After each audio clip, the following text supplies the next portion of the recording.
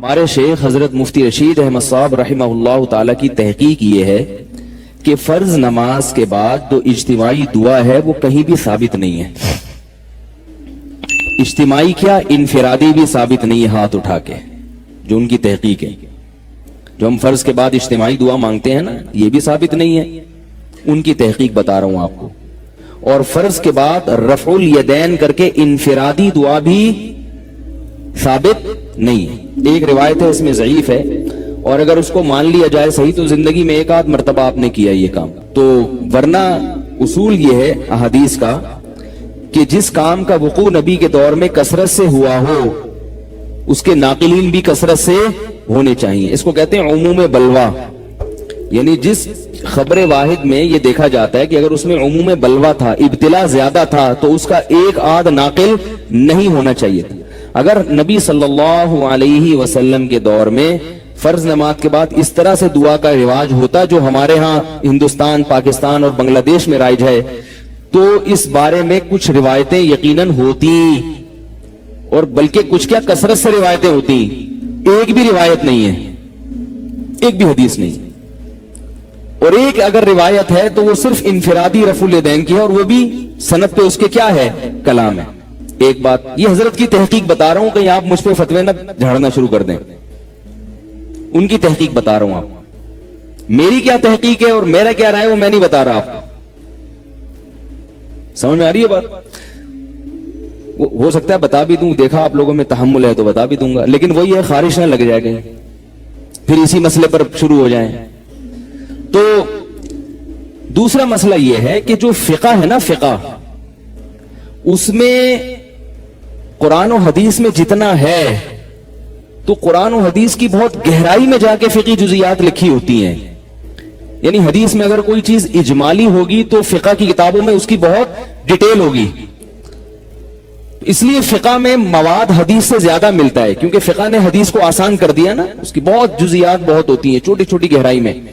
تو ہمارا جو فقہ حنفی ہے اس کے فتاوی کی جتنی کتابیں ہیں ان میں کسی حاشیے میں بھی اس دعا کا ذکر نہیں ملتا, حالانکہ فقہا تو بہت ڈیٹیل میں جا کے مسائل کو بیان کرتے ہیں. نہ فتاوی قاضی خان میں ہے, نہ فتاوی عالمگیریہ میں ہے, نہ رد المختار میں, نہ در المختار میں, کہیں بھی نہیں ہے. جو فتاوی کی مشہور کتابیں ہیں, نہ قدوری میں, نہ ہدایہ میں, جو متون کی کتابیں ان میں بھی نہیں. جو فقہ حنفی تو عربی میں ہے نا اصل میں, اردو کتابیں تو بعد میں لکھی گئی ہیں, اور اردو کتابوں میں حوالے تو عربی ہی کتابوں کے ہوتے ہیں, وہ خود سے تھوڑی کچھ لکھتے ہیں, تو کہیں بھی نہیں ہے.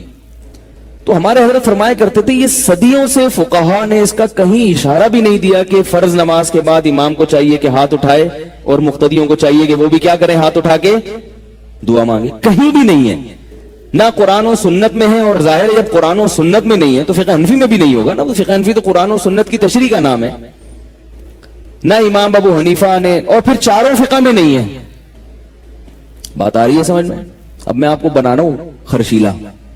اب آپ جائیں گے دوسری مسجد کے امام کو نہ چھیڑیں گے, بولیں گے کہاں سے, تو ابھی میں خارج ختم بھی کروں گا انشاءاللہ. یہ تو میں ایک مثال دے رہا ہوں نا, مثال. تو کہیں بھی نہیں ہے, یعنی فقہ کی کسی کتاب میں بھی نہیں ہے. تو جیسے کہ سعودی عرب میں نہیں ہوتی نا, سعودی عرب میں نہیں ہوتی اس لیے کہ وہ بھی کہتے ہیں بھائی کہیں ہے ہی نہیں. تو ہمارے حضرت کی تحقیق یہ تھی کہ بھئی یہ تو نہ فقہ حنفی میں ہے, نہ فقہ شافعی میں ہے, نہ فقہ مالکیہ میں ہے, نہ فقہ حنبلیہ میں.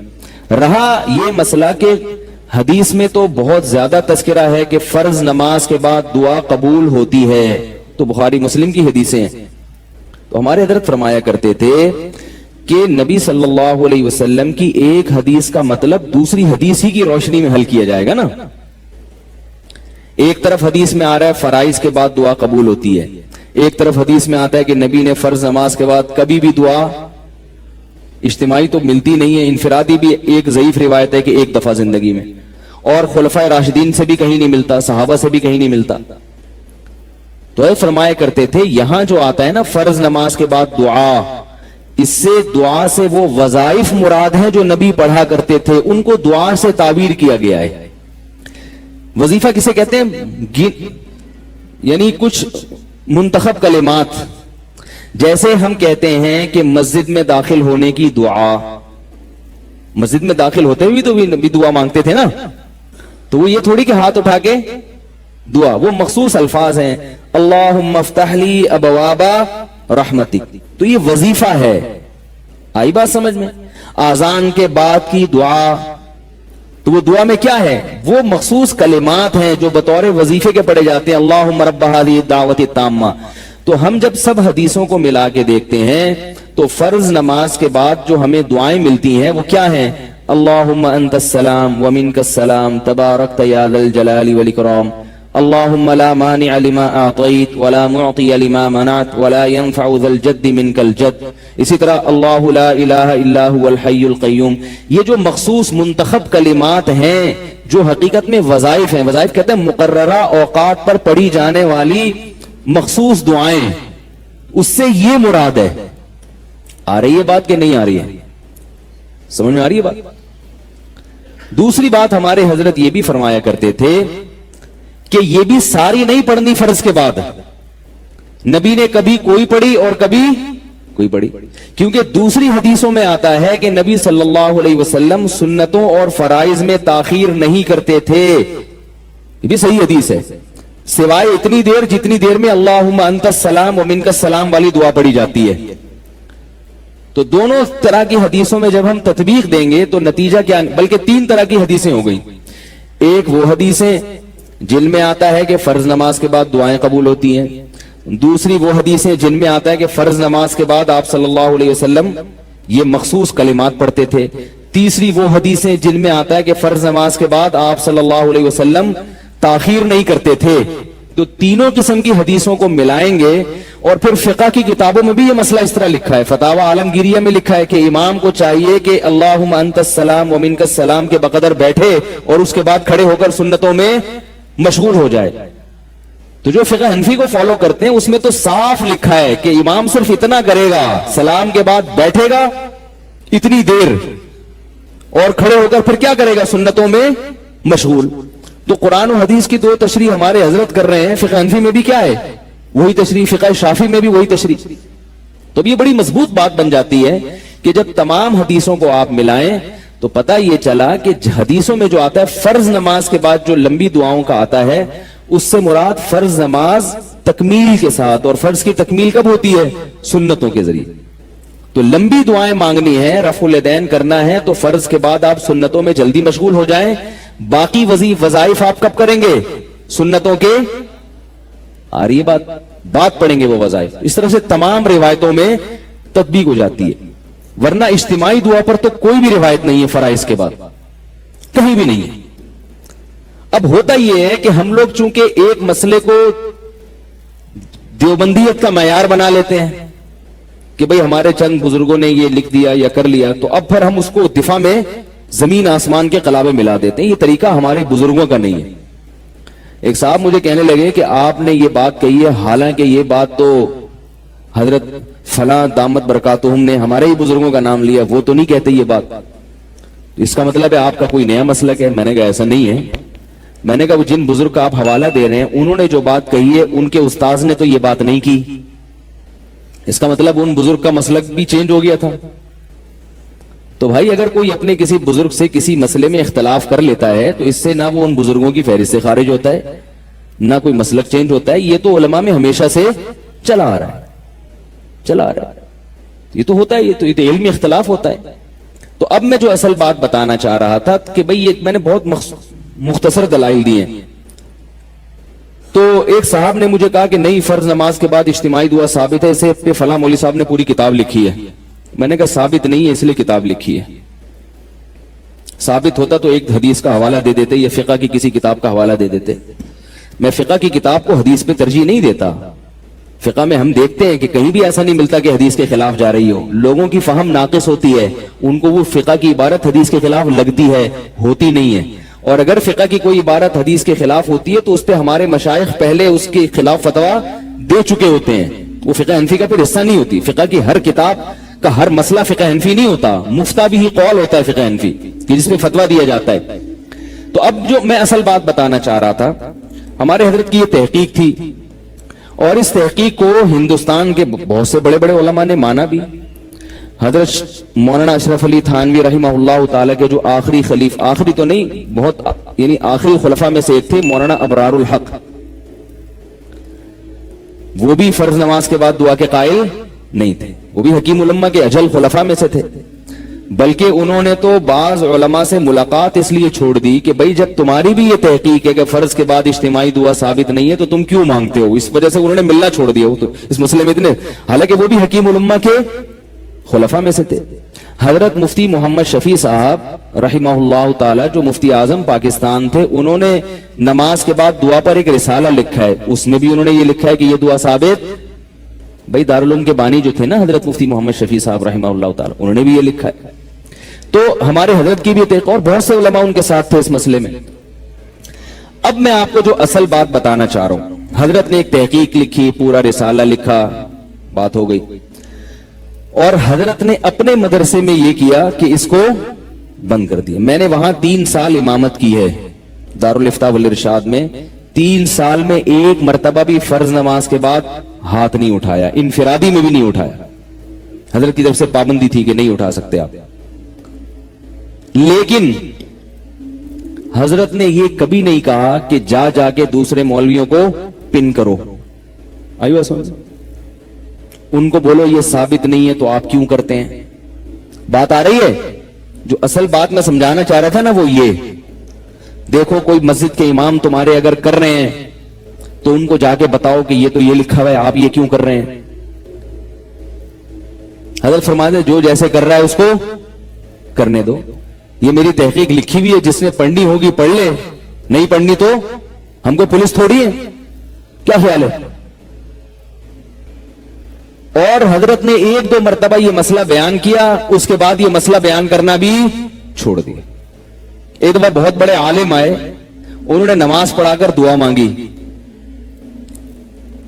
حضرت نے ان کو بھی کچھ نہیں کہا، ٹھیک ہے نا کہ یہ کیا کر رہے ہیں، مانگ لی بھائی، ٹھیک ہے. حضرت نے فرمایا ٹھیک ہے ان کی تحقیق ہوگی. ایک دفعہ حضرت سے کسی نے کہا کہ آپ تو اس معاملے میں اتنی نرمی کرتے ہیں کہ وہاں ہماری مسجد کے امام بھی مانگتے تھے دعا، ہم نے حضرت کو لکھ کے دیا کہ ہماری مسجد کے امام تو یہ نماز کے بعد دعا مانگتے ہیں. حضرت فرمایا چھوڑ دیں ان کو اپنے حال پہ. مقتدی کی ذمہ نہیں ہے کہ وہ امام کے پیچھے پڑ جائے ہاتھ دھو کے. امام کی اصلاح کرنا علمی مسائل میں یہ مقتدی کی ذمہ داری نہیں ہے. امام کی اصلاح کوئی ان کا استاذ کرے یا ان سے بڑا کوئی عالم کرے تو ٹھیک ہے. دیکھو باپ کی اصلاح اگر بیٹا کرنا شروع کر دے تو اصلاح ہوگی یا فساد ہوگا؟ فساد ہوگا. باپ بولے گا میں نے جانا ہے یا تو نے مجھے جانا ہے بھائی؟ باپ بولے گا میں تیرا باپ ہوں یا تو میرا باپ ہے. بیٹا ابا کو بٹھا کے نصیحت کرے، وہ نصیحت جو لقمان علیہ السلام نے اپنے بیٹے کو کی تھی. لقمان علیہ السلام نے اپنے بیٹے کو بولا یا بنیا میرے پیارے بچے اونچی آواز سے بات نہ کیا کرو، سب سے بری آواز گدھوں کی آواز ہوتی ہے. میرے پیارے بچے نماز کی پابندی کیا کر، والدین کو. اب آپ نے سورہ لقمان کا یہ رکوع پڑھا، آپ نے کہا یار اسلام میں جب باپ بیٹے کو نصیحت کر سکتا ہے تو بیٹا بھی تو کر سکتا ہے نا. آپ نے کہا میں اپنے ابا کو جہنم میں جاتا ہوا نہیں دیکھ سکتا. ابا کو بلایا، یا بنیا کی جگہ یا ابیا کر دیا آپ نے. یہ بچے کون شور مچا رہے ہیں بھائی، ان کو پکڑیں. آپ نے اے میرے پیارے بیٹے کے بجائے اے میرے پیارے، بالکل وہی اسٹائل ہے، اسٹائل بالکل وہی ہے. صرف پہلے ابا بیٹے سے خطاب کر رہے تھے، اب بیٹا بھائی یہ بچے کو لے کے جائیں، مسجد کا کوئی بھی خادم ہے لے کے جائیں فوراً. تو باپ بیٹے کے خطاب کرنے کے بعد کون خطاب کر رہا ہے؟ بیٹا باپ. کہہ رہے اے میرے پیارے ابا لا تشرک باللہ، ابا کبھی بھی کسی کو اللہ کے ساتھ شریک مت کرنا. ان الشرک لظلم عظیم، لظلم عظیم، شرک بہت بڑا ظلم ہے. اور اگر شرک سمجھ میں نہیں آتا تو مفتی طارق مسعود صاحب کا ایک کلپ ہے یا رسول اللہ مدد والا، وہ سن لیں آپ. پھر لگا بھی دیا آپ نے. ابا یہ پورا سنیں. پھر آگے آپ ابا سے کہہ رہے ہیں قرآن میں بتا دو وبالوالدین احسانا، والدین سے اچھا سلوک کرو. ابا صرف ایسا نہیں ہے کہ والدین اولاد والدین سے، شریعت میں باپ کو بھی بتایا گیا کہ اولاد سے اچھا سلوک کرے. 2-3 نصیحتوں تک تو ابا سنے گا. پھر آپ آگے چلے اقیم الصلاۃ، ابا نماز پابندی سے پڑھنی ہے. اور انہا ان تکم مثقال حبۃ من خردل، ابا یاد رکھو اگر ایک نیکی چٹان میں بیٹھ کے رات کی گہرائی میں، جیسے ابا بیٹے کو سمجھاتے ہیں نا، بیٹا کوئی بھی گناہ اگر مجھ سے چھپ کے بھی کیا نا تو مجھ سے تو چھپا لو گے مگر اللہ سے نہیں چھپا سکتے. تو اب آپ ابا کو اسی سٹائل میں سمجھا رہے ہیں. ابا میں ہر وقت آپ کے ساتھ نہیں ہوتا.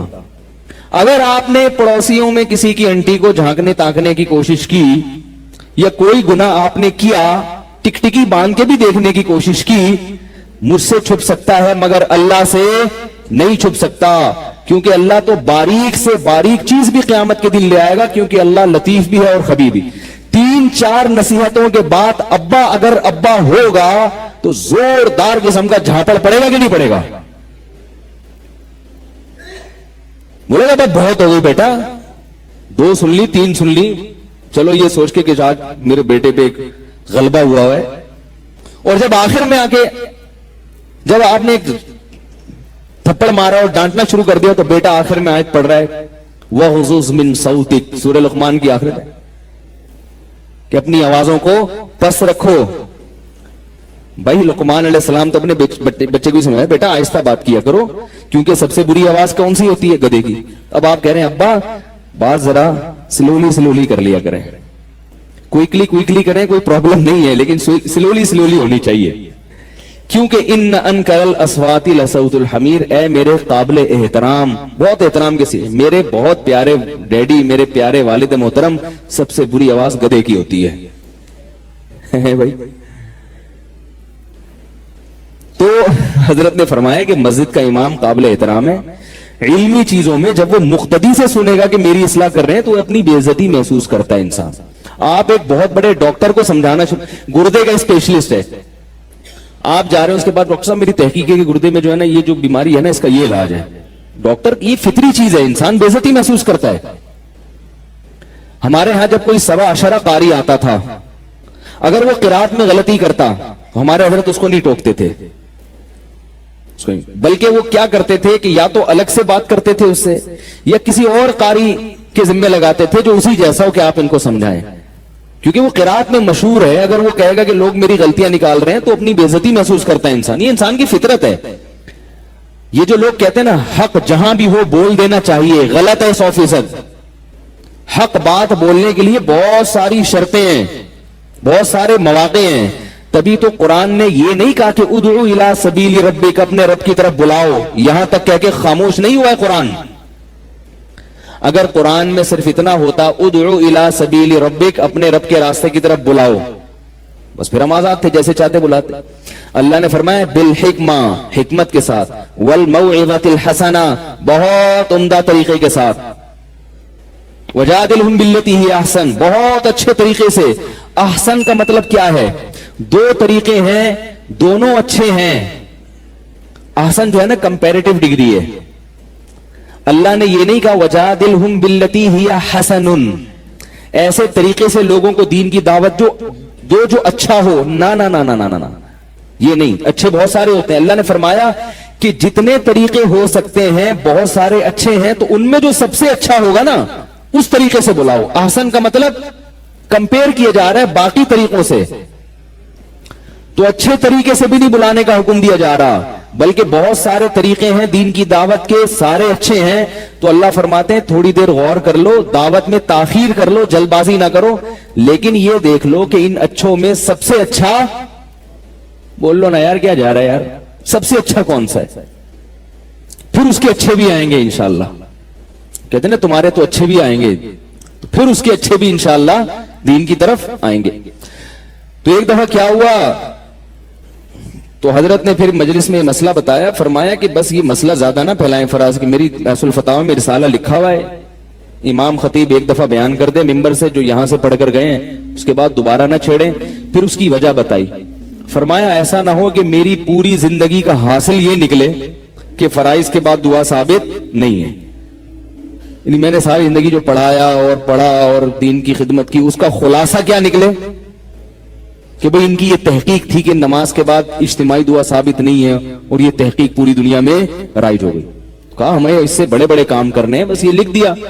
ایک دفعہ کسی کا فون آیا کہ حضرت وہ جو میں نے رسالہ لکھا ہے میری سمجھ میں نہیں آیا، آپ نے جو اجتماعی دعا کے بارے میں لکھا میری سمجھ میں نہیں آیا، میں کیا کروں؟ انہوں نے فرمایا کہ بس جتنا میں سمجھا سکتا تھا سمجھا دیا، اس سے زیادہ میں اس پہ ٹائم ضائع نہیں کروں گا۔ نہیں آ رہا تو دوبارہ پڑھ لے اس کو، پھر بھی نہیں آ رہا تو پھر تیسری دفعہ پڑھ لے۔ یہ بزرگان دین تھے جو اپنے اوقات کو مفید کاموں میں لگاتے تھے اور اس طرح سے حفاظت کیا کرتے تھے۔ سمجھ رہے ہیں بات کو کہ نہیں سمجھ رہے؟ تو اس طرح جب ان بزرگوں نے اپنے، تبھی اللہ نے ان سے بہت کام لیے ہیں، تو جب یہ اپنے کاموں کی حفاظت، اپنے اوقات کی حفاظت کر رہے ہیں تو میری اور آپ کی بھی ذمہ داری ہے کہ ایسا نہ ہو کہ ہمیں کوئی بھی کان سے پکڑ کے کسی بھی راستے پہ چلا دے اور ہم اس راستے پہ چلنا شروع ہو جائیں۔ حضرت مفتی محمد شفیع صاحب رحمہ اللہ تعالی کے پاس ایک شخص آیا، یہ واقعہ بھی میں نے اپنے شیخ سے سنا، حضرت مفتی رشید احمد صاحب سے۔ فرماتے ہیں ایک طالب علم آیا منطق کی ایک کتاب لے کر، اور وہ کہنے لگا منطق کی یہ کتاب کی یہ جو عبارت ہے، عربی عبارت، اس کا مطلب مجھے سمجھ میں نہیں آ رہا۔ سمجھ رہے؟ اس عبارت کا مطلب مجھے سمجھ میں نہیں آ رہا۔ اور پھر کہنے لگا میں بڑے بڑے علماء کے پاس گیا ہوں مگر وہ بھی اس کا مطلب سمجھ نہیں پائے۔ حضرت مفتی شفیع صاحب سمجھ گئے کہ یہ عبارت یقیناً مشکل ہوگی، تو بڑے بڑے علامے بھی حل نہیں کر پا رہے۔ پھر کہنے لگا اب مجھے آپ ایک واحد نظر آئے ہیں، آپ مفتی اعظم ہیں، آپ اتنے بڑے بزرگ ہیں، آپ حل کر دیں۔ اس کا خیال تھا کہ وہ تو فوراً حل کریں گے۔ حضرت مفتی شفیع صاحب نے فرمایا کہ اس عبارت پر تمہارا دین یا دنیا کا کون سا مسئلہ اٹکا ہوا ہے بھائی؟ نہیں آئے تو چھوڑ دو اس کو بھائی، جب مطالعہ کیا نہیں سمجھ میں آئے، ایک آدھ سے پوچھا نہیں آیا تو چھوڑ دو بھائی۔ اتنے علماء کے پاس جانے کی ضرورت کیا تھی ان کا ٹائم ضائع کرنے کے لیے، اور اب میرے پاس آنے کی ضرورت کیا ہے میرا ٹائم ضائع کرنے کے لیے؟ میں کیوں اس کو سمجھاؤں؟ اس سے مسئلہ بھائی پوری منطق کی یہ کتاب ہے، اگر آپ کی سمجھ میں پوری نہیں آئی تو کیا ہو جائے گا اس سے؟ کیا کریں؟ آپ لوگ کو سمجھانا مشکل ہو رہا ہے تو کیسے سمجھائیں؟ بتاؤ بھائی، آ رہی ہے نا الحمدللہ؟ تو میں یہ بار بار کیوں کہہ رہا ہوں کہ انجن پہ نہ چھوڑیں کہ کدھر لے کے جا رہا ہے آپ کو۔ پہلے آپ طے کریں کہ آپ نے کراچی سے ملتان جانا ہے، یا کراچی سے آپ نے پشاور جانا ہے، کراچی سے آپ نے سرگودا جانا ہے، چیچا وطنی جانا ہے، شکر پڑیاں جانا ہے، چک جھمرا جانا ہے، خانیوال جانا ہے، کہاں جانا ہے آپ؟ اس کے حساب سے آپ نے انجن کو سلیکٹ کرنا ہے کہ یہ والا انجن چاہیے مجھے۔ سمجھ رہے ہو کہ نہیں سمجھ رہے؟ تو آپ پہلے اپنے مسائل دیکھو، آپ کے بنیادی مسئلہ رفع الیدین ہے، ٹانگیں چوڑی کرنا ہے، زور سے آمین ہے، یزید ہے، کربلا ہے، کیا ہے آپ کا بیسک؟ آپ کا ذاتی مسئلہ کیا ہے؟ کیا قبر میں آپ سے کربلا کے بارے میں سوال ہوگا؟ بتاؤ میرے بھائی، کیا قبر میں آپ سے یزید کے بارے میں سوال ہوگا؟ میرا خیال ہے آپ لوگوں سے ہوگا، تو پھر گردن تو ہلائے نا، ہوگا سوال۔ کیا یزید کے بارے میں اگر آپ کو سب پتا چل جائے تو آپ اگر 16ویں گریڈ کے ہو تو گورنمنٹ 17واں گریڈ دے دے گی آپ کو؟ ہے بھائی، یہ 17ویں گریڈ سے 18ویں پہ لے آئے گی، یا آپ کی صحت اچھی ہو جائے گی؟ آپ کو اگر مجھے سب پتا چل گیا نا تو میرا وزن 1 کلو بڑھ جائے گا۔ کیا خیال ہے بھائی؟ کچھ بھی تو نہیں ہو رہا اللہ کے بندو۔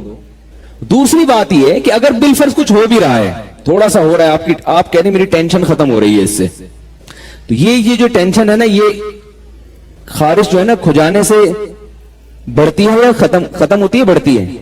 آج تک میں نے نہیں دیکھا کہ کوئی ان مسائل میں پڑا ہو اور اس کی ٹینشن ختم ہو گئی ہو۔ وہ موت تک پڑا رہتا ہے، موت تک پڑا رہتا ہے۔ جیسے وہمی ہوتے ہیں نا، ان کو استنجے کا جب وہم ہو جائے تو وہ گھنٹے گھنٹوں استنجا کرتا رہتا ہے۔ ایک وہمی کو یہ شبہ ہو گیا، پتہ نہیں میں استنجا کیا تو یقین نہیں آ رہا تھا کہ میں پاک ہوا ہوں، پہلے ڈھیلے سے استنجا کیا، پھر پانی سے پورا لوٹا بہا دیا اس نے۔ اس کا خیال یہ تھا کہ جب میں لوٹا بہا دوں گا تو تسلی ہو جائے گی، جیسے بعض لوگوں کا خیال ہوتا ہے ہمیں جب پتہ چل جائے گا کہ اس واقعے میں کون صحیح تھا کون غلط تھا تو ہمیں تسلی ہو جائے گی، تو ان کو ایسی تسلی ہوتی ہے جیسے بھی میں واقعہ بتا رہا ہوں، آپ تسلی نہیں ہوتی ان کو۔ تو وہ استنجا کرتا تھا 1-1 گھنٹہ، تسلی نہیں ہو رہی۔ اس نے کہا ایک دفعہ دریا میں چھلانگ لگا لو، ایک دفعہ دریا میں چھلانگ لگا، دریا میں ڈبکی لگا کے آیا، اس کو خیال ہوا کہ یار میرا ڈھیلا جس جگہ سے لگا تھا اس پہ نجاست لگی تھی، تو اب جب دریا میں جب میں کودا ہوں تو پانی لگا ہوگا وہاں اس جگہ پہ، تو جو پانی لگا وہ ناپاک ہو گیا، جب وہ پانی وہاں سے ہٹا تو اس پانی کے بعد جو دوسرے نمبر پہ پانی آیا وہ اس پانی سے لگ کے ناپاک ہو گیا. آئیے سمجھ، وہ جب اس پانی سے لگ کے ناپاک ہو گیا تو پھر وہ میرے دوبارہ جب جسم سے ٹچ ہوا تو میرا جسم تو دوبارہ ناپاک ہو گیا. تو دریا میں تو جتنا پانی آ رہا ہے وہ پہلے والے پانی سے ٹچ ہو کے ہی لگے گا نا، تو یہ بات تو بنی نہیں، ابھی بھی گندا پانی تو لگا ہوا ہے جسم پہ. تو ایک ترکیب آئی کہ بھائی اس پانی کو دھوپ میں سکھاؤ، اس پانی کو دھوپ میں سکھاؤ. تو اب جو ہے نا اپنی تشریف کا رخ سورج کی طرف کر کے دھوپ میں سکھانے کے لیے بیٹھ گیا. کسی بچے کو شرارت سوجی، اس نے ولیل میں ڈھیلا رکھ کے مار دیا اس کے. اب جب یہ بچے کے پیچھے بھاگ رہا ہے، بچہ آگے آگے یہ اس کے پیچھے، بچے سے کہہ رہے اللہ کی قسم کچھ نہیں کہوں گا، صرف اتنا بتا دے کہ یہ ڈھیلا پاک تھا یا ناپاک تھا، کیونکہ اگر یہ ناپاک تھا تو وہی پروسیس اب دوبارہ سے کرنا پڑے گا مجھے.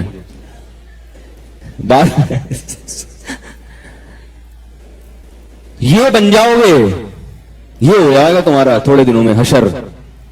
تو اپنے آپ کو مفید چیزوں میں لگائیں. میں بار بار کہہ رہا ہوں فروعی مسائل میں جو اختلاف ہے، رفع الیدین، ایک صاحب میرے پیچھے پڑے ہوئے ہیں کہ رفع الیدین پہ کسی انجینئر نے یہ دعویٰ کیا ہے کہ یہ جو حنفی لوگ حدیث پیش کرتے ہیں نا عبداللہ بن مسعود سے کہ رفع الیدین نہ کرنے کی حدیث یہ ضعیف ہے، انجینئر نے دعویٰ کیا یہ، اور اس نے کہا ہے کہ سفیان ثوری رحمہ اللہ تعالی کی مروی عنہ سے ملاقات ثابت نہیں ہے اور وہ مدلس راوی ہیں. تو میرا کھلا چیلنج ہے کہ ثابت کر کے دکھا دے کہ ان کی اپنے جس سے وہ نقل کر رہے ہیں اس سے ملاقات ثابت ہے، ثابت کر کے دکھا دے. وہ بیٹھا ہوا ہے، وہ اس کا تو کوئی کام ہی نہیں ہے بیچارے کا. اب میرا خون پیا ہوا ہے لوگوں نے، حضرت اتنا بڑا چیلنج کر دیا اس نے، ترمذی کی رفع الیدین نہ کرنے والی حدیث کو ضعیف کہہ دیا، کھلے عام چیلنج کر رہا ہے. حضرت اس کے چیلنج کا جواب دیں. میں نے اس سے کہا، میں نے کہا بھائی میں جواب دوں گا تو کوئی نیا چیلنج آ جائے گا. اور دوسری بات یہ کہ اس چیلنج کا اگر فرض کرو مان لیا وہ حدیث ضعیف ہے تو اس سے رفع الیدین نہ کرنے کا مذہب ختم تھوڑی ہو جائے گا. میں نے پچھلی دفعہ بتایا تھا نا کہ امام ترمذی کیا فرماتے ہیں، جہاں رفع الیدین کی حدیث ذکر کی وہاں لکھا کہ وہ بہی یقول بعض اہل علم من اصحاب النبی، یہی بعض صحابہ کا مذہب ہے اہل علم میں. اور جہاں رفع الیدین نہ کرنے کی حدیث ذکر کی وہاں لکھا وہ بہی یقول غیر واحد من اہل العلم من اصحاب النبی، یہ بہت سارے صحابہ کا مذہب ہے اہل علم میں. تو بھائی جب ایک بات ہو گیا کہ بہت سارے صحابہ نہیں کرتے تھے تو کوئی بھی حدیث نہ ہو تو بھی یہ صحابہ کا مذہب تو ہو گیا نا، سنت تو بن گیا نا، کیونکہ اہل علم صحابہ وہ یقیناً ایسا کام نہیں کریں گے جس کے بارے میں ان کو یقین ہو کہ نبی صلی اللہ علیہ وسلم کی سنت ہے اور جان بوجھ کر اس کو ترک کرے. تو امام ابو حنیفہ کی دلیل تو آ گئی نا آپ کے پاس. اب آپ یہ کہو کہ مجھے میرے مطلب کی دلیل دی جائے، یہ کہیں بھی دنیا کا اصول نہیں ہے کہ جس قسم کی دلیل کا آپ مطالبہ کرنے میں وہ قسم کی دلیل دوں. یہ کیا بات ہوئی بھائی؟ یہ ایسا ہی ہو گیا جیسے کسی نے آپ پر کیس کیا کہ اس نے میرے 1 لاکھ روپے لیے، آپ کہہ رہے ہو میں نے نہیں لیے، اس نے 4 گواہ پیش کر دیے، آپ کہہ رہے ہیں یہ والا گواہ نہیں، وہ غفار بھائی اور وسیم بھائی اگر گواہی دیں گے تو میں مانوں گا. تو عدالت سنے گی آپ کی بات؟ عدالت کہے گی بھائی کوئی بھی 2-4 گواہ پیش کر دیے تو بات ہو گئی. تو آپ نے رفع الیدین نہ کرنے کی دلیل اگر میں نے پیش کر دی ہے تو چاہے وہ آپ کی مطلب کی ہو یا نہ ہو تو دلیل تو ہو گئی نا، مسئلہ تو اختلافی ہو گیا نا. اب امام مالک رحمت اللہ علیہ کہتے ہیں ہاتھ چھوڑ کے نماز پڑھو، حالانکہ ہاتھ چھوڑ کے نماز پڑھنے پر، ہاتھ باندھ کے نماز پڑھنے پر حدیثیں زیادہ ہیں. اب آپ امام مالک کے پیچھے پڑ جاؤ کہ یار یہ کہاں سے ہم کوئی جو ہے نا 10 حدیثیں پیش کرو کم از کم ہاتھ چھوڑنے پر. امام مالک کہیں گے میں کہہ رہا ہوں کہ اہل مدینہ نہیں کرتے تھے رفع الیدین، سوری ہاتھ باندھ کے نماز نہیں پڑھتے تھے، اور اہل مدینہ نے نبی کی آخری نماز دیکھی ہے. تو وہ کہہ رہے میرے لیے اتنی دلیل کافی ہے امام مالک کے لیے. تو امام مالک کے خلاف آپ حجت پیش نہیں کر سکتے، کہیں گے بھائی میں اس کو دلیل مانتا ہوں.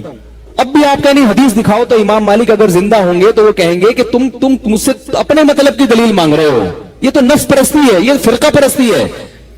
اس کا مطلب ہے آپ دوسرے کی دلیل کو اور دوسرے کی رائے کو اہمیت دینے کے لیے تیار نہیں ہیں. تو میں یہ عرض کر رہا ہوں کہ اپنے آپ تمام دوائیں بچوں کی پہنچ سے دور رکھیں اور استعمال سے قبل بوتل کو اچھی طرح ہلا لیں. پھر بھی آرام نہ آئے تو قریبی معالج سے رجوع کریں, ورنہ بہت پھنسیں گے. تو بڑے ایشوز ہیں مسلمانوں کے, جو مسائل اختلافی امت حل کر چکی ہے, 4 فقہ وجود میں آ گئے ہیں, انہی میں سے کسی ایک کو فالو کر لیں اور چپ چاپ شرافت نال زندگی گزاریں. بڑے بڑے مسائل ہیں. ہمارا مسئلہ یہ رفع الیدین آمین نہیں ہے. ابھی آپ کو پتا ہے کہ سعودی عرب میں کیا ہو رہا ہے, کیا دنیا کے حالات جا رہے ہیں, ہمارے اپنے ملک کے حالات کیا ہیں. ان ایشوز پر بات ہونی چاہیے. امت کو مسجدوں میں لگے ہوئے پوسٹر لگے ہوئے, بعض مسجدیں ایسی آپ جاؤ, میں نے دیکھا ایسے, میں مسجد کے اندر گھسا, ایک ادھر لکھا ہوا ہے ایک پوسٹر رفع الیدین, ادھر ایک لکھا ہوا ہے آمین مسجد کے اندر, ادھر لکھا ہے فضائل اعمال کا آپریشن, ادھر لکھا ہوا ہے فلاں دائرہ اسلام سے. یہ مسجد ہے, اندر جا کے آدمی پریشان ہو جاتا ہے, یار یہ میں کدھر آ گیا میں. تو یہ کیا ہو رہا ہے مسجدوں کے اندر. تو بڑے بڑے ایشوز ہیں امت کے, ان کو حل کرنے کی کوشش کرنی چاہیے. اچھا میرے بھائی, صحیح طریقے سے اپنے پیروں پہ کھڑے ہو جاؤ, پھر شادی کی بات کرو, جبکہ میرا اپنا ٹائلز اور ماربل کی دکان ہے. ابے میرے بھائی, میں نے جب اپنی شادی کی ہے میری تو بہت تھوڑی تنخواہ تھی. آپ کا ٹائلز اور ماربل کا بزنس ہے, اگر میرا ٹائلز اور ماربل کا بزنس ہوتا میں 4تھی شادی پہلے کرتا. میں تو لوگوں کے حالات دیکھ دیکھ کے حیران ہو رہا ہوں یار. میں بتا رہا تھا نا, میرے بارے میں لوگوں نے مشہور کر دیا کہ میری یوٹیوب سے 1 کروڑ کی ارننگ ہے. تو اگر یہ جھوٹی خبر ہے, کاش یہ خبر میرے کنوارے پن میں جاری ہو جاتی, کیونکہ میرے بہت سے رشتے ارننگ دیکھ کے ریجیکٹ ہوئے ہیں کہ مفتی صاحب دکانیں پکوڑوں کی, دکانیں باتیں کروڑوں کی اور دکانیں پکوڑوں کی. تو ہم سے تو ہماری آمدن کا جو وہ تو اب اللہ نے مجھے الحمدللہ, میں یہ نہیں کہ کوئی غریب آدمی ہوں, اللہ نے مجھے مالی وسعت دی ہے الحمدللہ. اور یہ جو میرے باہر کے دورے ہوتے ہیں نا, جاپان جا رہے, لوگ کہتے ہیں بڑا پیسہ ہے یار, کبھی جاپان جا رہا ہے, کبھی ادھر جا رہا ہے. کبھی اپنے خرچے پہ ہوتا ہے, زیادہ تر اسپانسر ہوتے ہیں. اور اسپانسر مجھے گھمانے کے لیے نہیں ہوتے, دین کی تبلیغ کے لیے اسپانسر کیا جاتا ہے. اور اسپانسر کا مطلب آنے جانے کا کرایہ وہ لوگ دیتے ہیں جو بیانات کروا رہے ہیں تبلیغ کی نیت سے. باقی جو میں گھوم رہا ہوتا ہوں یہ غریبی ہے. جاپان میں گھومنے کے لیے نہیں گیا تھا, جاپان میں بیانات کے لیے گیا تھا. اور ایک دن میں 2 بیانات ہوئے ہیں. ہاں, بیان سے فارغ ہوتے تھے تو گھوم بھی لیتے تھے. تو لوگ سمجھ رہے ہیں کہ یہ عیاشیاں کر رہے ہیں جاپان میں, اور یہ کوئی عیاشی ہے؟ ٹرین میں بیٹھے ہوئے کیا عیاشی ہے یار, یہ یہاں سے وہاں چلے گا, یہ کوئی, یہ تو بیوقوفوں کا کام ہے یار, اس کو عیاشی سمجھنا. غریبوں والی سوچ ہے, میں صحیح بات, غریبوں والی سوچ, اس کو کیا عیاشی ہے. تو میری اچھی آمدن ہے الحمدللہ, غریب نہیں ہوں, لیکن اتنی نہیں کہ کروڑوں کی آمدن ہو. اچھا میں یہ جاپان والی بات مکمل کر دوں کہ لوگ اسپانسر کرتے ہیں اکثر و بیشتر تبلیغ کے لیے, لیکن میرے بیانات کا کوئی پیسہ نہیں ہوتا. اسپانسر میں یہ داخل نہیں ہے کہ میں جا رہا ہوں تو مجھے بیان پہ پیسے ملتے ہیں کہ آپ آئیں گے تو آپ کو اتنے پیسے, کیونکہ بعض خطیبوں کا یہ سیٹ اپ ہے, وہ جب کہیں جاتے ہیں تو ان کو اسپانسر بھی کیا جاتا ہے, پھر ان کے الگ سے پیسے بھی ہوتے ہیں. اس پر میری طرف سے پابندی ہے. سمجھتے ہو کہ نہیں سمجھتے بھائی؟ ٹھیک ہے, آپ بلا رہے ہو تو آپ خرچہ دے دو, اگر آپ بیانات رکھوانا چاہتے ہو تبلیغ کی نیت سے میں آ جاؤں گا, بس اس سے زیادہ نہیں ہے. باقی کوئی کسی اپنی خوشی سے تو کوئی کسی کو بھی گفٹ دے سکتا ہے. وہ تو یہاں بھی لوگ آتے ہیں, کوئی مٹھائی کا ڈبہ لے کر آ رہا ہے, کوئی پیسے لے کر آ رہا ہے, کوئی حلوہ لے کر آ رہا ہے, کوئی چاکلیٹ لے کر آ رہا ہے, وہ تو ایک الگ سی چیز ہے, وہ تو باہر ملک میں بھی ہو سکتا ہے. لیکن میرا کوئی بھی بیان, جتنے بھی میری تبلیغی سفر ہے سارے فری میں ہیں. بہت زیادہ یہ ہوتا ہے کہ وہ آنے جانے کا خرچہ اور وہاں رہائش کا خرچہ وہ لوگ اٹھاتے ہیں, وہ بھی خرچے کی صورت میں نہیں, رہائش دے دیتے ہیں. اکثر تو میں گھروں میں ہی رہتا ہوں, ہوٹلوں میں نہیں رہتا ہوں. ہاں کبھی ایسا بھی ہوتا ہے کہ میں اپنے خرچے پہ چلا جاتا ہوں, کبھی ایسا بھی ہوتا ہے. بعض جگہوں پہ تو ایسا ہوتا ہے کہ میں تبلیغ کی ضرورت محسوس کرتا ہوں, وہ جب مجھے بلاتے ہیں تو میں ان سے کہتا ہوں اگر آپ کرایہ نہیں اٹھا سکتے تو یہ کہ میں خود اپنا کرایہ خرچ کر کے آؤں گا. یعنی یہ جو تبلیغ کے میرے دورے ہیں یہ کوئی پروفیشنل نہیں ہے, جو میرا ارننگ سورس آف انکم نہیں ہے یہ. کیونکہ لوگ یہ بھی سمجھتے ہیں کہ شاید یہ مولانا لوگ جو جا رہے ہوتے ہیں نا اتنی تبلیغ کے لیے, تو یہ ان کو کوئی یہ دین کی تبلیغ فری میں ہوتی ہے. ایک ہندو نے میرے بیان، جاپان والے بیان میں نیچے کمنٹس کیے ہوئے تھے کہ یہ مسلمانوں کے مذہبی رہنماؤں کو دیکھو کیسے دنیا پرست ہیں، کتنی عیاشی، کبھی جاپان جا رہے ہیں، کبھی آسٹریلیا جا رہے ہیں، کبھی ملیشیا جا رہے ہیں، کبھی تھائی لینڈ جا رہے ہیں، اور ہمارے پنڈت دیکھو. ایک ہندو نے کمنٹس کیے ہوئے تھے ہمارے پنڈت دیکھو. تو میں اس طرح کے ہندوؤں سے یہ بات کہنا چاہتا ہوں کہ یہ اسلام کے زندہ ہونے کی دلیل ہے. مسلمان پوری دنیا میں ہیں اور وہ سمجھتے ہیں اسلام برحق مذہب ہے، تو لاکھوں روپے خرچ کرتے ہیں اس کی تبلیغ کے لیے، خرچہ اٹھاتے ہیں کہ مسلمان اسکالرز کو بلا کے ہم نے ان سے بیانات کروانے ہیں. اس میں نہ ان کا فائدہ ہوتا ہے دنیا کا، نہ میرا کوئی دنیا کا فائدہ ہوتا ہے. سمجھتے ہو کہ نہیں سمجھتے؟ دوسرے مذہبی رہنماؤں کو ان کے مریدین اتنا پروٹوکول دیتے نہیں ہیں. اب جاپان میں جو ہندو ہیں وہ کبھی یہ نہیں کریں گے کہ انڈیا سے ہندو کو اسپانسر کریں اور دین کی تبلیغ کے لیے بلائیں. وہ اتنا پیسہ خرچ کرنے کا ان کے پاس دل ہی نہیں ہے. یہ دل اور جگر اللہ نے کس کو دیا ہے؟ یہ مسلمانوں کو دیا ہے. تو یہ اسلام کے زندہ ہونے کی دلیل ہے. یہ نہیں آئی میرا خیال ہے بات. تبھی آپ دیکھو مفتی تقی عثمانی صاحب پوری دنیا جا چکے ہیں. یہ تفریحی سفر تھوڑی، ان کے دنیا میں جتنے سفر ہوئے تبلیغ کے سفر ہوئے ہیں. مولانا طارق جمیل پوری دنیا جا چکے ہیں، پوری دنیا کا ایک چپا بھی انہوں نے نہیں چھوڑا ہوگا. تو آپ کیا سمجھتے ہو یہ کیا گھومنے پھرنے گئے تھے؟ یہ تبلیغ کے لیے. تو جن لوگوں نے بلایا لاکھوں روپے خرچ کیے ان لوگوں نے. حضرت مفتی تقی عثمانی صاحب پہ بھی، میرے پر بھی خرچ کرتے ہیں. تو تبلیغ یہ میرے پہ نہیں ہو رہی، یہ کس پہ ہو رہے ہیں؟ یہ اسلام پہ خرچ ہو رہا ہے. تو کسی اور مذہب کے حاملین میں اتنا جگر ہی نہیں ہے کہ وہ اپنے مذہب کی تبلیغ پہ اتنے روپے خرچ کرے. یہ مسلمانوں کو اللہ نے جگر دیا ہے اور تھوڑے تھوڑے تاجر بھی ٹھیک ٹھاک خرچہ کر رہے ہوتے ہیں. سمجھ میں آ رہی ہے کہ نہیں آ رہی ہے؟ تو بھائی یہ اسلام کے زندہ ہونے کی دلیل ہے کہ مسلم. میں جب عالم بن رہا تھا تو میں آپ کو بتاؤں مجھے لوگوں نے تانا دیا کہ ملا کی دوڑ مسجد تک، اور میرا بھی یہی خیال تھا کہ میں مسجد اور گھر کے علاوہ کہیں بھی نہیں جا سکتا. جاپان کا تو میں نے خواب بھی نہیں دیکھا تھا. مجھے کسی نے دوسرے نے کہا کہ آپ اگر عالم بن گئے نا اور علم میں مضبوطی ہوئی تو مفتی صاحب، مجھے وہ وقت تو مفتی صاحب نہیں کہتے تھے لوگ، اس وقت جو بھی مجھے نام سے پکارا، جس نے بھی، جو دوست کا، بھائی کا، جو بھی کہا، اس نے کہا آپ کے پوری دنیا میں سفر ہوں گے. مجھے لگا کہ اس سے بڑا لطیفہ میں نے اس سے پہلے دنیا میں کبھی سنا نہیں کہ میں ملا آدمی، قرآن و سنت جاننے والا، نہ کسی کمپنی میں اس سرٹیفکیٹ کی بنیاد مجھے اچھی جاب مل سکتی ہے.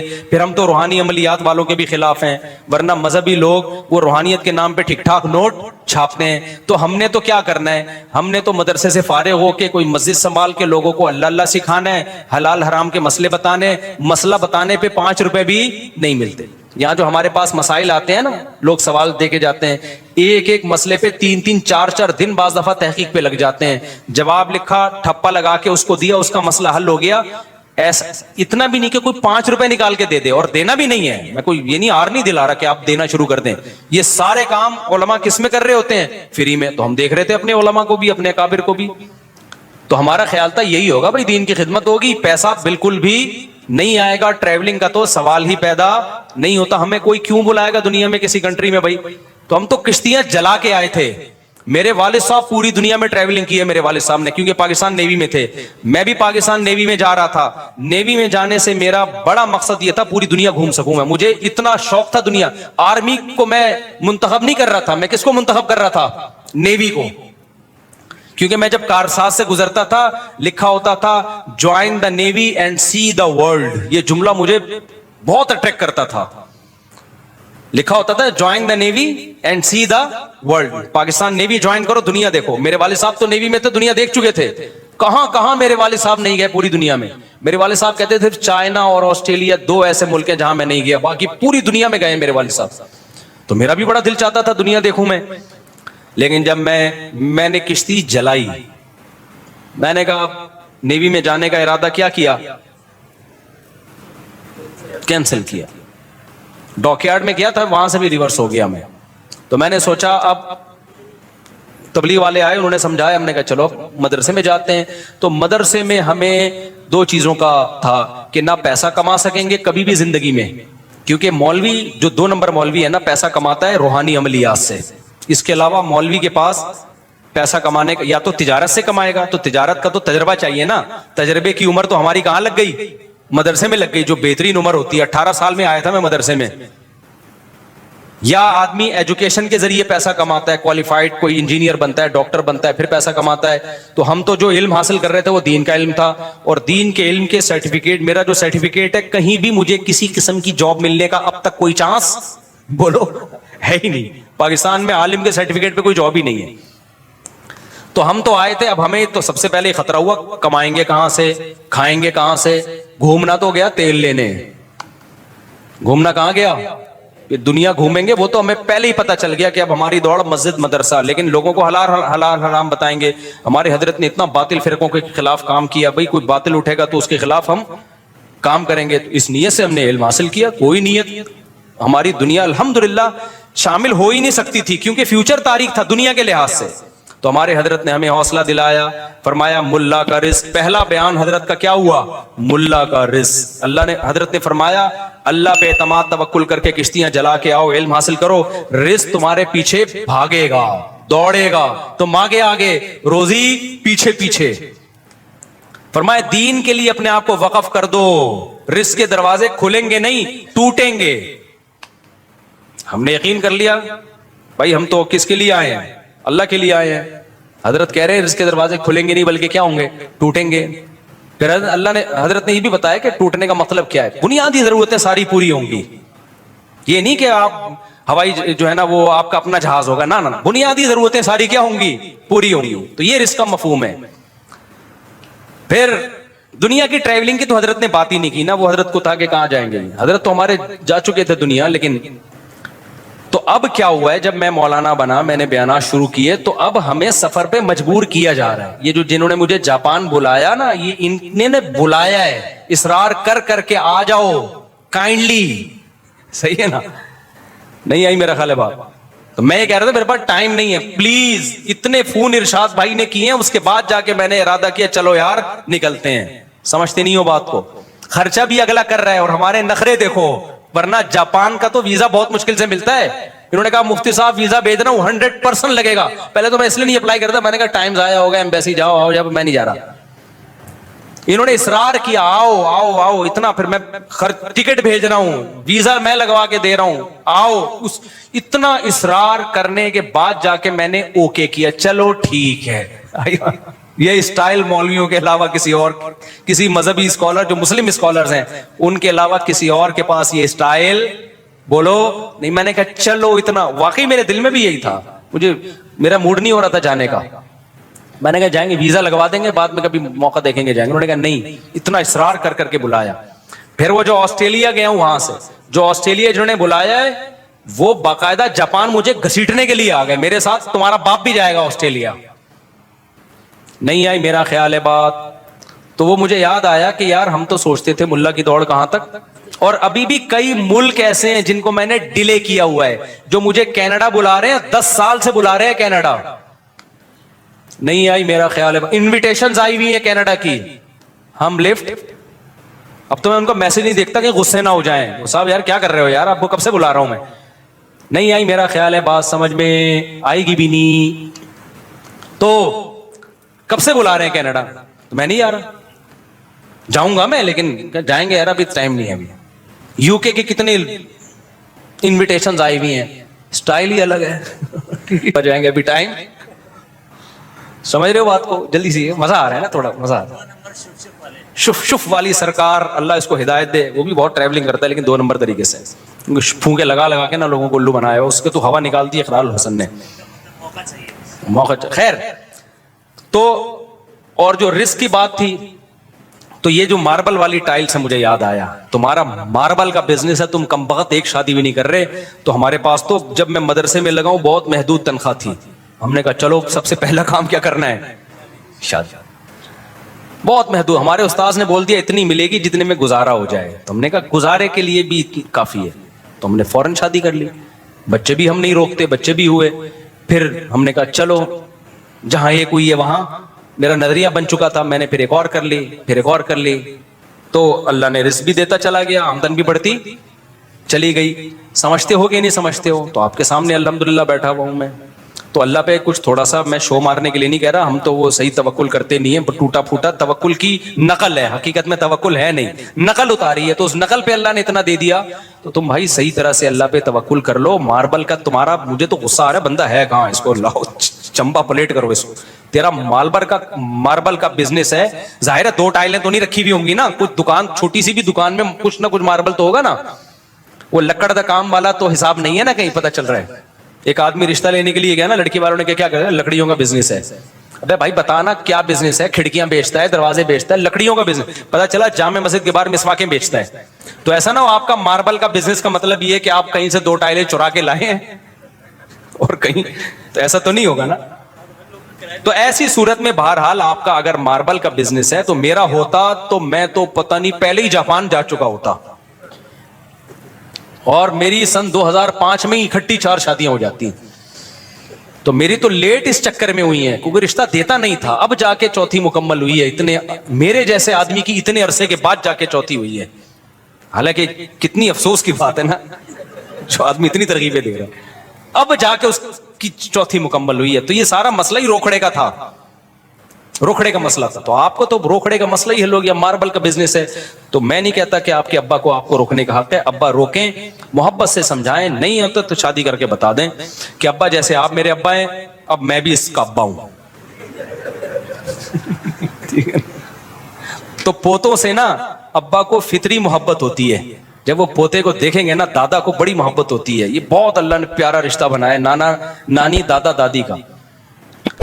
میری بھی نواسی آتی ہے نا, چھوٹی نواسی ہے, تو میں آپ کو بتاؤں مجھے اپنے بچوں سے جتنی محبت ہے نا, میں اس سے بھی اتنی ہے. بلکہ اس میں ایک مزے کی چیز یہ ہوتی ہے کہ رسپانسبلٹی ہماری نہیں ہے. اپنے بچوں کی تو ٹینشن بھی ہم نے اٹھانی ہے نا, پوتے نواسوں کی ٹینشن آپ کی نہیں ہے, صرف محبت آپ دو ان کو. ٹینشن کون اٹھائے گا, اس کی ماں اور اس کا باپ. یہ ایک الگ سے سہولت اللہ نے دی ہے. تو جوانی میں دادا بنو, جوانی میں نانا بنو. سمجھتا نہیں ہے نا بات کو. تو اللہ نے بڑی محبت رکھی ہے پوتے نے, بڑی رونق ہے. یہ انٹرٹینمنٹ کا اس سے بہتر ذریعہ دنیا میں کوئی ہے نہیں. دیکھا نہیں دادا دادی نانا نانی کیسے اپنے پوتے نواسوں کو, اور یہ سائنس کتنی ترقی کر لے گا, نیچر چینج نہیں ہوتی. جاپانی عورت آج بھی پوتے نواسوں کو ترستی ہے, مرد بھی ترستا ہے. نتیجہ کیا, گڑیا لے کے گھوم رہے ہوتے ہیں, پھر وہ دادیوں کی گود میں ڈال پکڑائی بھی ہوتی ہے, چاہے وہ کتنی بڑی سائنٹسٹ ہو. تو نیچر تھوڑی چینج ہوتی ہے. انسان کو اولاد اور پھر بڑھاپے میں پوتے نواسے چاہیے, چاہے وہ ڈاکٹر ہو, چارٹرڈ اکاؤنٹنٹ ہو, انجینئر ہو, صدر ہو, وزیر اعظم ہو, یہ چیزیں اس کو چاہیے. جیسے روٹی چاہیے نا. اب آپ سائنس ترقی کر کے اتنی آگے چلی گئی, تو کیا آپ روٹی کھانا چھوڑ دیں؟ روٹی تو چاہیے بھائی, وہ چاہے برگر کی شکل میں ہو, چاہے ڈبل روٹی کی شکل میں ہو, گندم تو چاہیے اس کو, اناج اور غلہ تو چاہیے نا اس کو. تو نیچر تھوڑی کبھی بھی چینج ہوگی. تو جیسے بھوک کے وقت اس کو کھانا چاہیے, اسی طرح میرے بھائی اس کو ایک ٹائم کے بعد اولاد چاہیے, اور جب بوڑھا ہو جائے تو پوتے نواسے چاہیے اس کو. یہ فطرت چینج نہیں ہو سکتی. جو ماربل کا بزنس کر رہا ہے وہ ابا کو محبت سے سمجھائے. ابا پھر بھی نہ شادی کرنے دیں تو کر کے بتا دے, ابا ہو گئی ہے. کیا کریں گے ابا, چمبے لگائیں گے, تو کھا لو ابا کا چمبا. میں نے بتایا بیزتی صرف اس وقت تک محسوس ہوتی ہے جب تک عزت ہو. جب تھوڑے دنوں میں عزت ختم ہو جائے گی تو بیزتی فیل ہونا بھی کیا ہو جائے گی, ختم ہو جائے گی. یہ جملہ یاد رکھو. رشوت دینے والا لینے والا دونوں جانب ہم رشوت دینا نہیں چاہتے, مگر ہمارے اداروں میں رشوت کام نہیں ہوتا. جائی اپنے جائز حق کی وصولی کے لیے رشوت دے سکتے ہیں آپ, پھر لینے والے کو گناہ ہوگا, دینے والے کو نہیں ہوگا. رشوت دینے کی 2 صورتیں, کسی کا حق دبانے کے لیے دی جا رہی ہے, وہ تو حرام ہے. ایک ہے اپنا حق لینے کے لیے, آپ کو پتا ہے میں نہیں دوں گا تو دوسرا والا دے کے میرا حق مار لے گا, تو اپنا حق لینے کے لیے رشوت دینا جائز ہے. تو گورنمنٹ یہاں میرے ایسے بیانات پہ پھر یہ لوگ بولتے ہیں یہ لوگوں کو رشوتیں دینے کی ترغیب دے رہا ہو. بھائی آپ آفیسر کو کنٹرول کرو نا کہ رشوت لیے بغیر اس کا کام کرے. اپنا نظام ٹھیک نہیں کرتے اور لوگوں پہ حلال کے دروازے روک رہے ہو آپ. مفتی صاحب اگر دیندار اور علماء مدارس کے لوگ باطل کے خلاف حکمت عملی کے بجائے کچھ افراد کی قربانیاں دے کر حق بلند کریں تو کم از کم عوام کے سامنے حق باطل واضح ہو جائے گا. دیکھو قربانیاں دینے سے اگر حق باطل واضح ہو اور چینجنگ آنے کا امید ہو تو پھر قربانی دینی چاہیے. لیکن اگر قربانی دینے کا نتیجہ یہ نکلے کہ 4-6 آدمی جو ذرا جوشیلے کچھ کر سکتے تھے وہ بھی ضائع ہو جائیں گے اور اب یہ آواز بالکل ہی دب جائے گی, تو پھر ایسی قربانی دینا جائز ہی نہیں ہے. جیسے مکہ میں نبی صلی اللہ علیہ وسلم کو لڑنے پر اللہ نے پابندی لگائی تھی کیونکہ لوگ تھوڑے تھے اور کفر کا نظام بہت مضبوط تھا. اللہ نے جہاد پر پابندی لگا دی, احتجاج پہ پابندی لگا دی کہ صرف صبر کرو. وجہ اس کی ہے کہ اگر وہ آواز اٹھاتے تو وہ سب کو قتل کر دینا تھا ان لوگوں نے, تو بالکل ہی آواز دب جاتی. تو کہا کہ بس صبر کرو, محبت سے تبلیغ کرتے رہو. اس کا اثر یہ ہوا مدینہ میں اللہ نے حالات پیدا کر دیے. تو گراؤنڈ ریئلٹی کو دیکھ کر ہمیں قربانی دینے کا حکم ہے. ایسی قربانی دینا جو گراؤنڈ ریئلٹی سے میچ نہیں کر رہی, ایسی قربانی کو اسلام جائز نہیں سمجھتا. مجھے لوگ اکثر کہہ رہے ہوتے ہیں آپ فلاں کے خلاف بیان دو, آپ فلاں کے خلاف بیان دو. پھر جب میں نہیں دیتا تو کہتے ہیں آپ ڈرتے ہو. میں کہتا اللہ کی قسم نہیں ڈرتا. کبھی میرے ساتھ چھاؤں میں آ کے بیٹھو, میں اپنی بہادری کے کچھ واقعات انشاءاللہ آپ کو سنا دوں گا جو ممبر پہ نہیں سنا سکتا. الحمدللہ میں نے کہا میں نہیں نہ جان سے ڈرتا ہوں ان چیزوں میں, حق بیان کرنے میں, نہ کسی اور چیز سے. بڑے دعوے نہیں کرنے چاہیے لیکن مجھے ایسا لگتا ہے, شاید میں جھوٹ بول رہا ہوں لیکن ابھی تک فیل ایسا ہو رہا ہے. تو میں نے کہا لیکن آپ جو کہہ رہے ہو نا فلاں کے خلاف بیان دو, میں نے بیان دے دیا نا, تو ہوگا یہ کہ میرے بیان سے ہونا کچھ بھی نہیں ہے, لیکن مجھے وہ نقصان ہوگا کہ جو بیان پھر میں دے سکتا ہوں اس کے بھی قابل نہیں رہوں گا میں. تو میں کیوں اپنی زبان کو ہمیشہ کے لیے ٹیپ لگا لوں. تو ایسا کام قربانی وہ دو جس میں آپ کی قربانی سے فائدہ ہو مذہب کو, لوگوں کو. جب آپ کی قربانی سے سوائے آپ قربانی کا بکرا بننے کے اور کچھ بھی حاصل نہیں ہو رہا تو ایسی قربانی دینا پھر جائز ہی نہیں ہے. سمجھتے ہو کہ نہیں سمجھتے ہو؟ دیکھو قرآن مجید میں اللہ نے بیان کیا جو میدان جنگ میں منہ موڑے گا نا تو اس پر اللہ کا غضب آئے گا. یہ قرآن کی آیت ہے سورہ انفال کی. وَمَن يُوَلِّهِمْ يَوْمَئِذٍ دُبُرَهُ إِلَّا مُتَحَرِّفًا لِقِتَالٍ أَوْ مُتَحَيِّزًا إِلَىٰ فِئَةٍ فَقَدْ بَاءَ بِغَضَبٍ مِّنَ اللَّهِ. وہ اللہ کے غضب کو لے کے لوٹے گا. اس آیت کی بیس پر پوری امت کا اتفاق ہے کہ میدان جنگ میں جب آپ اتر گئے تو آپ کو قربانی دینی پڑے گی. جان کے خوف سے آپ بھاگ نہیں سکتے. لیکن دوسری طرف فقہاء نے اس آیت کی تفسیر میں لکھا ہے کہ اگر آپ کو یقین ہے کہ میں بالکل اکیلا ہوں اور میرے قربانی دینے سے صرف میرے مرنے کے علاوہ کچھ بھی حاصل نہیں ہوگا تو پھر بھاگنا جائز ہے بلکہ واجب ہے. کیونکہ پھر آپ کے نقصان سے آپ کی قوم کا نقصان ہے. ایک مجاہد کم ہو جائے گا, ایک فوجی کم ہو جائے گا. ایسے موقع پہ کیا, کیونکہ یہ جان بچانے کے لیے بھاگنا نہیں ہے بلکہ اپنی آرمی کو, اپنے جو فوج ہے اس کو کمزور ہونے سے بچانے کے لیے بھاگنا ہے. سمجھ میں آ رہی ہے بات کہ نہیں آ رہی ہے؟ لہذا میدان جنگ میں کوئی اکیلا رہ گیا ہے نا اگر, اور قرآن نے بھی اس کا ذکر کیا متحیزن الی فئۃ, کہ اپنے جو لوگ ہیں نا ان کی چھاؤں لینے کے لیے بھاگ رہا ہے اگر, تو پھر جائز ہے. کیونکہ پھر اکیلا رہنے میں آپ کتنے لوگوں کا نقصان کر دو گے. ایک اکیلا آدمی 6 آدمیوں کا مقابلہ تھوڑی کر سکتا ہے. تو وہاں بھاگنا ہی ضروری ہے. وہاں کوئی کہ میں اپنی قوم کے لیے قربانی دوں گا تو کوئی عقل مند کہے گا یہ اس قربانی کا تیری قوم کو کوئی فائدہ نہیں ہوگا, بلکہ قوم کا تجھ پہ جو خرچ ہوا ہے نا تیری شہادت سے وہ سارا خرچہ ضائع ہو جائے گا. قوم بھی یہ چاہے گی بھائی تو بھاگ کے آ جا. تو ایک آدمی 6 سے تھوڑی مقابلہ کرے گا. تو مقابلے میں 2 سے کر سکتا ہے, 3 سے کر سکتا ہے, بہت 4 سے کرے گا. 6 ہو گئے تو اس کا مطلب ان کا کچھ نہیں بگڑے گا, یہ کیا ہو جائے گا, شہید. اور قرآن نے بھی اس کا تذکرہ کیا ہے کہ دشمن تم سے دگنا ہو تو تم نے لڑنا ہے, اگر دگنے سے بھی زیادہ ہے تو سورہ انفال میں اللہ کہتے ہیں پھر جہاد نہیں ہے. ہاں دفاعی میں تو الگ بات ہے, دفاعی میں تو ہر قیمت پہ لڑنا ہے کیونکہ وہ تو آپ کو مار رہا ہے نا. اقدامی جہاد میں اللہ نے کیا کہا, سورہ انفال کی آپ آیتیں پڑھ لیں کہ یکم منکم الف یغلبوا الفین, 1000 کو 2000 پہ غالب کروں گا. اگر 1000 ہو اور وہاں سے 2001 ہے پھر اللہ کہتا ہے پھر نہیں لڑنا. پھر کیونکہ اللہ نے دنیا کو اسباب کے ساتھ جوڑا ہے, تو اسباب کے ساتھ دنیا جڑی ہوئی ہے. تو آپ کہہ سکتے جب اسباب کے ساتھ جڑی ہوئی ہے تو 1000 بھی 2000 کا مقابلہ نہیں کر سکتے. بھائی وہ اللہ کے لیے نہیں لڑ رہے, وہ دنیا کے لیے لڑ رہے ہیں, اور آپ کس کے لیے لڑ رہے ہو, اللہ کے لیے. تو تقوی کا بھی آپ کو فائدہ ہوگا لیکن دنیاوی اسباب بھی اختیار کرنے ہیں. تو ان کے مقابلے میں آپ کی قوت آدھی ہے تو آپ لڑو گے, آدھے اسباب سے اور آدھے کس سے, جو اللہ کے نام پہ لڑ رہے ہو تو اس نام کا فائدہ ہوگا. تو خالی اللہ کا نام بھی نہیں ہے کہ ایک آدمی تلوار لے کے چلا گیا 100 سے لڑنے کے لیے کہ میں اللہ کے نام پہ لڑ رہا ہوں, ٹھیک ہے نا, ایسا بھی نہیں ہے.